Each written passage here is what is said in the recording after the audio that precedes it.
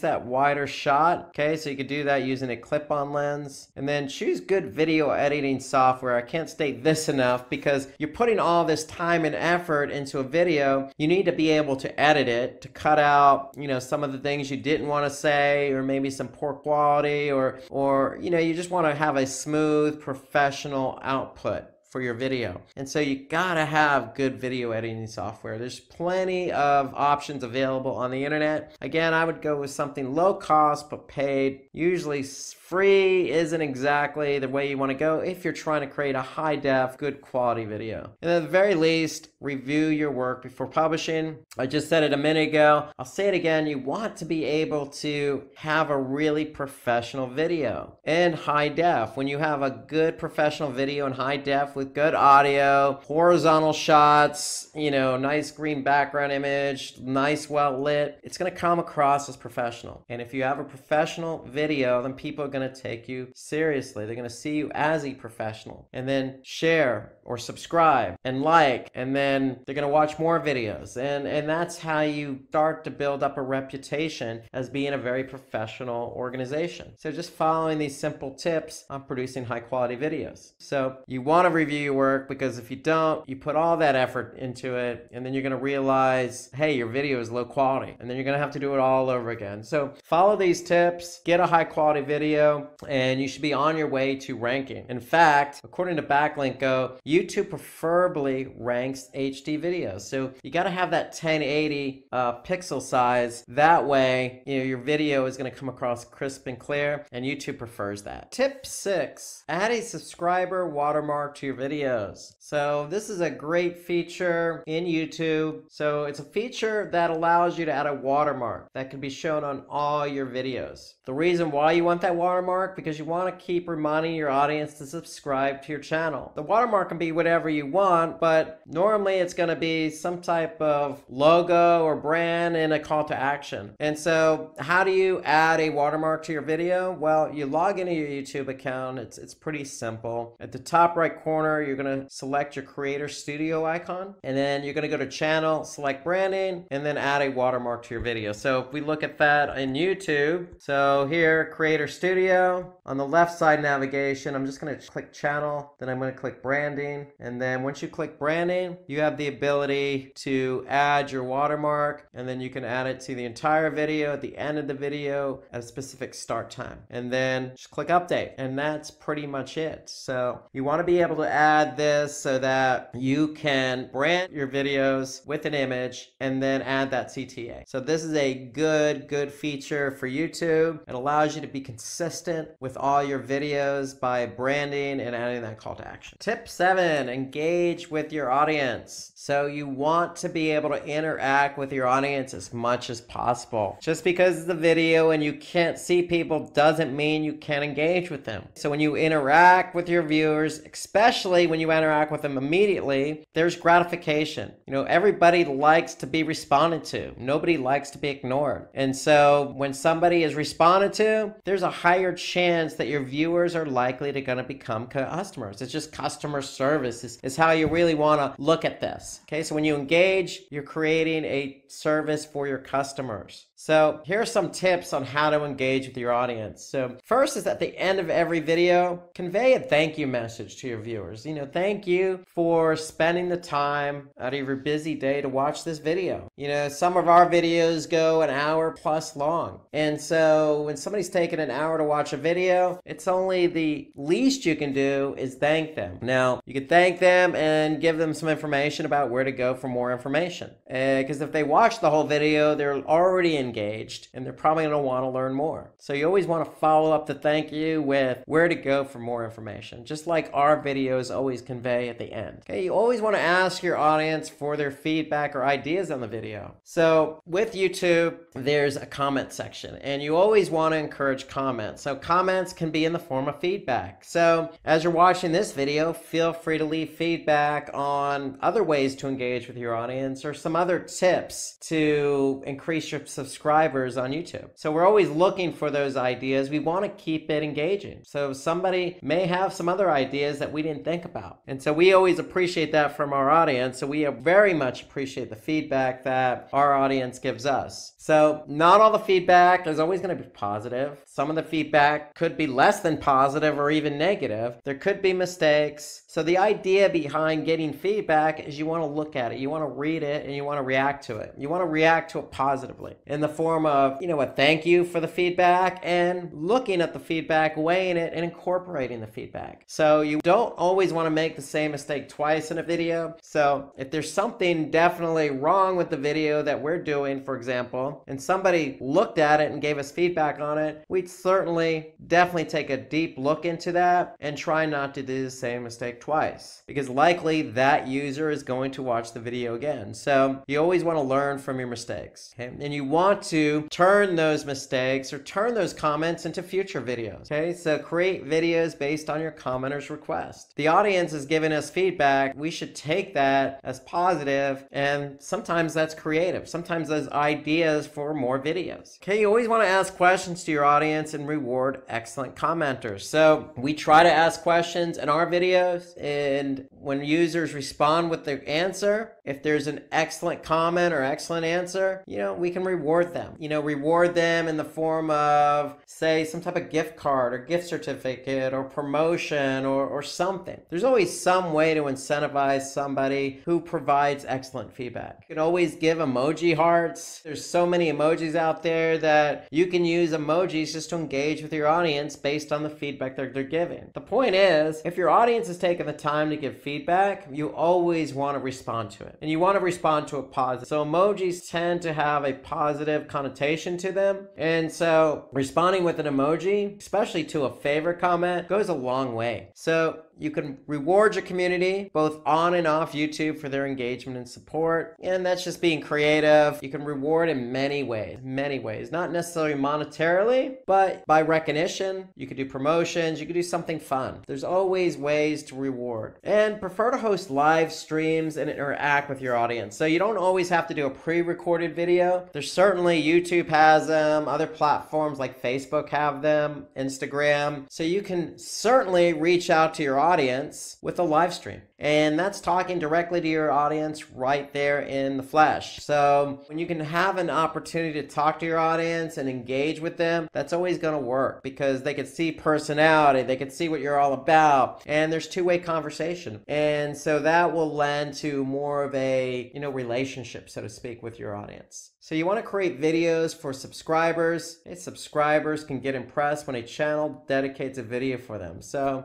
take the time out to create a video just for your subscribers. Subscribers are the ones who are most likely going to engage with you. Okay, they're your loyal fan base. So if you create something for them, that's a form of a reward. So you can captivate your viewers by uploading interesting YouTube stories as well. You can also hear from your audience and get their videos and use their videos and upload them to your channel. So according to Backlinko, video comments have a very strong correlation with rankings. So as you create a video, feel free to talk to your audience and ask them, hey, if you have any comments, feel free to put them in the comment section right below this video. I see that a lot now with a lot of videos, and I'm going to ask my audience right now to do the same thing. If there's anything you see about rewarding the audience or engaging with the audience, feel free to comment. We'd love to get your suggestions, because if you can engage with the audience even more, then that's only going to net positive results, not only in rankings, but with your subscriber base. So comments are the way to go. Solicit comments, respond to the comments, reward the comments. Tip number 8, promote your videos on different platforms. So promoting your videos on different platforms has been around for many years. It's a good strategy. Once you create your video on YouTube, you want people to see it. You want to get it out there. So if you want to increase your YouTube subscribers, this is a strategy you have to perform. So let's take a look at all the ways you can use and leverage different platforms to increase your subscribers. So before you do that, you want to research and discover how you can use different platforms. So the first thing you want to do is look at the platforms you're already using. If you're using Facebook and Instagram, that's probably a good place to start. But there's other platforms you can also leverage, and we're going to talk about those. So social media, most companies, most individuals are on in some form or fashion amongst the most popular, like Facebook and Instagram. So you can start there. So with Facebook, you can post something, include the link of your YouTube video. With Facebook, if you're a business, you have a business page, you're communicating with your community. And that's a great way to get started by promoting your YouTube video. You can also do the same on Twitter or Instagram or whatever platform you're on. Go ahead and post something or tweet something and include that link to YouTube. You can participate in forums and blog discussions. So there's plenty of forums and blogs out there where you can participate participate in a discussion and include a link to the YouTube video if it's relevant and natural. So for example, here, there's a blog about machine learning. You can include, if you have a video about machine learning, in the response to that conversation. In this example, we've done that on Reddit. Okay, you can list your video in relevant and reputable directories. There's plenty of directories out there. There's plenty of video directories, okay, that you can just go ahead and publish your video on. You can use testimonial link building, okay, so somebody can provide a testimonial, include the link of your video. You can opt for influencer marketing. So if there's somebody that is associated that likes your brand or product and has a large following, you can ask them to post a video on your behalf. It's a great way to reach an audience fairly quickly. Okay, you can earn backlinks from relevant and authoritative websites. So for example, if you look at this website here, Techgenics, okay, there's a article here about, certificate of achievements, okay, for AWS. So if you scroll down, we could see our video is included here in this particular web page. So this is a high quality web page, okay, that's generating a backlink for us. Not only is it generating a backlink, it's also generating traffic and awareness for the video. Go ahead and find out if there's any websites that are relevant to your video topic and see if you can collaborate with them on producing a web page to include that video. You can also take advantage of email marketing by adding your YouTube link in the email signature. For example, it's a simple email. Any email client like Gmail or Yahoo or even Hotmail or Outlook is going to have an ability to, or give you the ability to add a signature. In the signature, you could simply just include a link to the video or to your YouTube channel. It doesn't have to be to a specific video, but it's a way to get people to your YouTube page or to that video. So the whole idea is more eyeballs, more potential subscribers.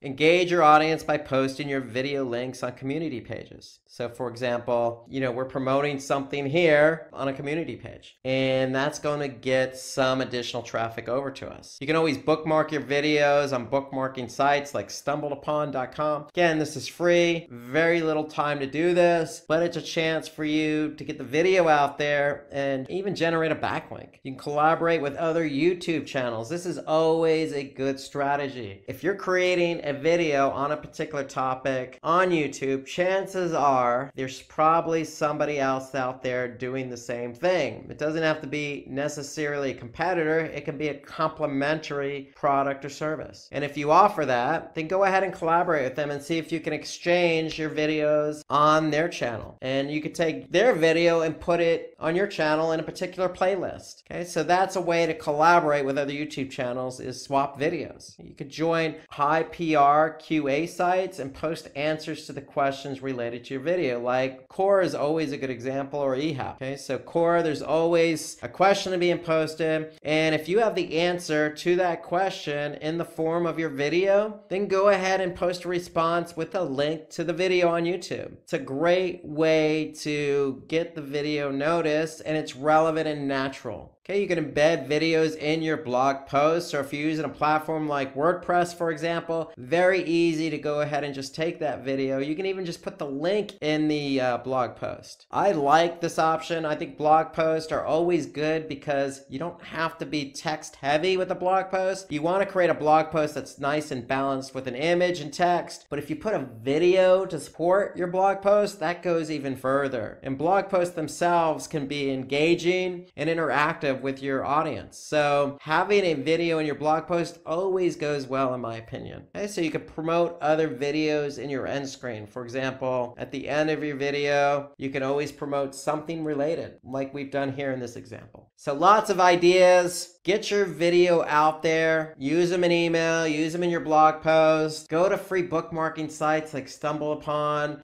Collaborate with other people on YouTube.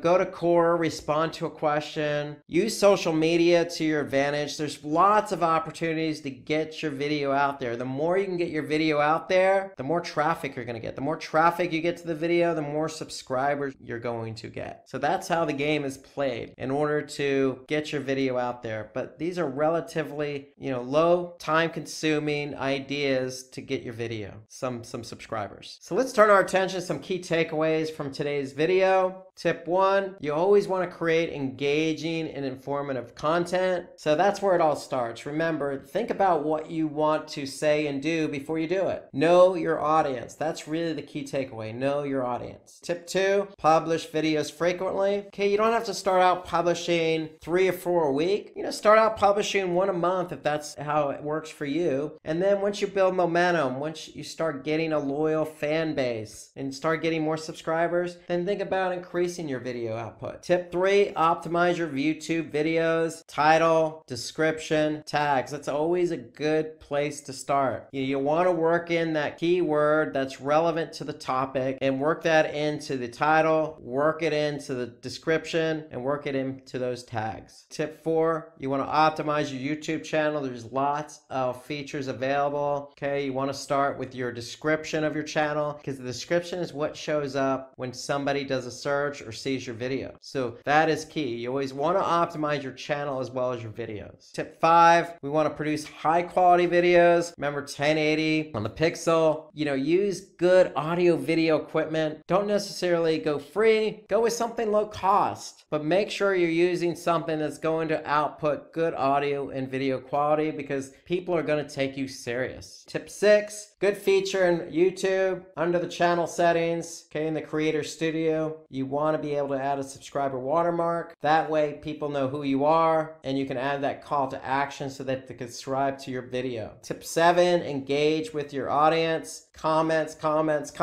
In fact, for those watching this video now, if you have any comments on any of the tips that we provided, feel free to put them in there. We will respond and we will reward. And that's what you want to do with your audience. You want to engage with your audience to make them feel like they're part of the community and part of the solution. And then tip 8, promote your videos in different platforms. There's plenty of opportunities from social to blog posts to influencer marketing to email marketing. Lots of different opportunities to get that link out there. The more you can get that link out there, the more traffic you're going to drive. The more traffic, the more eyeballs are going to realize, hey, this is some good stuff here. I'm going to subscribe to this video. I'm going to subscribe to this channel. And I'm going to wait for this channel to produce more videos. So these are the tips. And with these key takeaways and these tips, you should be on your way to increasing your subscriber base. And with that, we have come to the end of this YouTube marketing full course video for 2021. I hope it was informative and interesting. If you have any questions about the topics covered in this video, please ask away in the comment section below and our team of experts will be happy to solve all your queries. Thank you for watching, stay safe and keep learning.